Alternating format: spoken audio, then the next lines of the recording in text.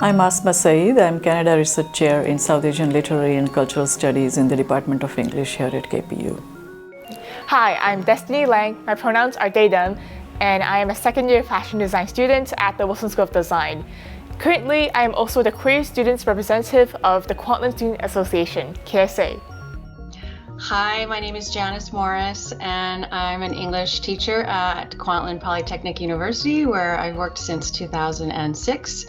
And I'm also the founder and festival director of KDocs, which is a social justice film festival. I'm Greg Chan. I'm a faculty member in the English department at KPU, and I'm also the co-director of the KDocs Social Justice Documentary Film Festival. I have been involved with a few initiatives here at KPU. So for example, I have been part of the development of the EDI Action Plan. I was also part of the committee that developed the Social Justice Awards in the English department.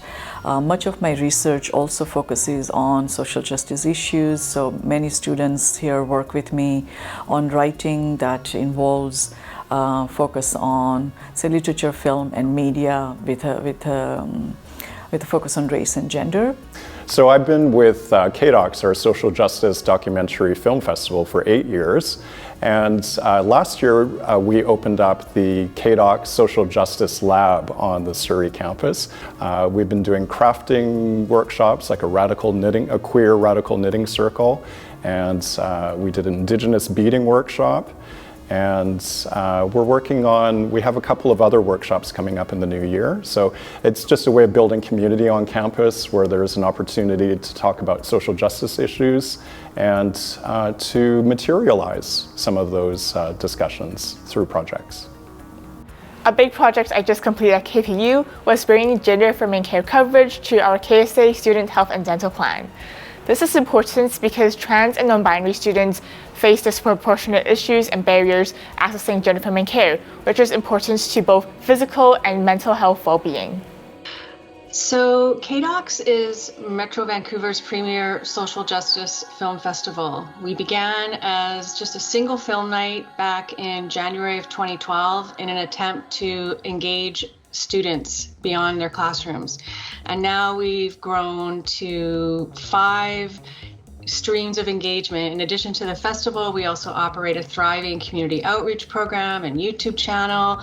And we've grown beyond the borders of the university to become known regionally, nationally, and even internationally.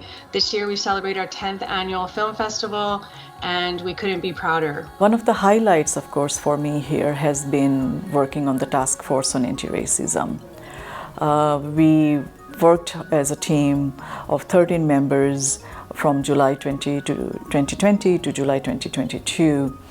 And as a result of that work, we produced almost a 100-page report with 64 recommendations.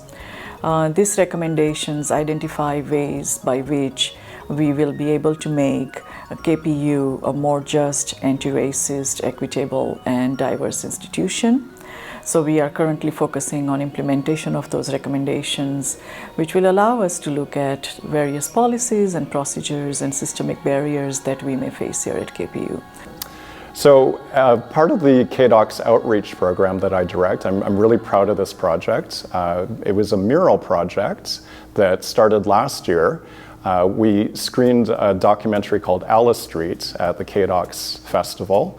And two of the film subjects, two of the artists, the muralists that were involved, Desimundo and Pancho Pescador, plus the filmmaker, they agreed to come back to Vancouver for the following year to appear on the panel discussion for the documentary.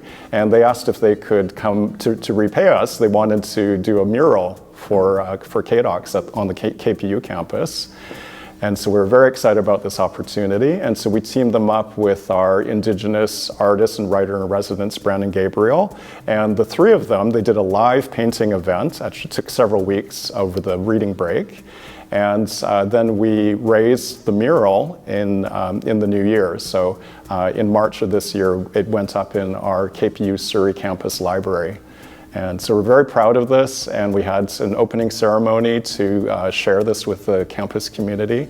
And actually both of the artists from California, they returned and they gave some speeches, and then Brandon was there to show everyone the mural. So this is a permanent piece of documentary activism that's now in our library.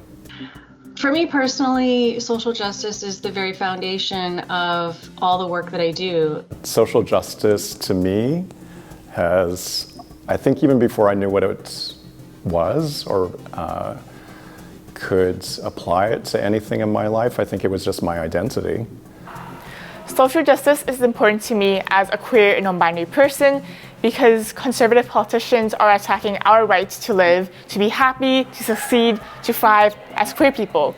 But we're going to show them that no matter what they want to put us through, we're still going to come out all right in the end, and we'll thrive, we'll be happy, and we'll succeed, and we'll live on no matter what. Well, historically speaking, our societies have become better as a result of the work of many activists and people who have identified barriers and academics who have written about those barriers, academics and activists and scholars.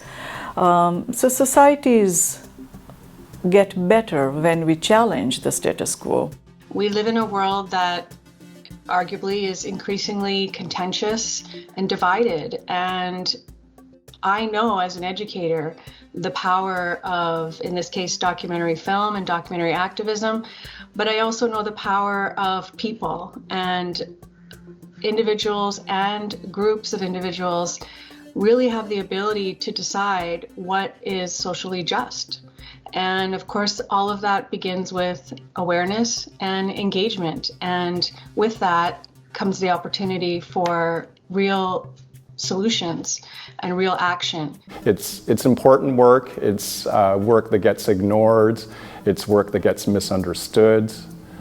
But it's just so much part of the fabric of what I do in my everyday life. And so it's a real privilege to be able to learn more about social justice issues. It is not always easy to make this change, but at the same time, it is extremely important for us to continue to work to make this society a better place.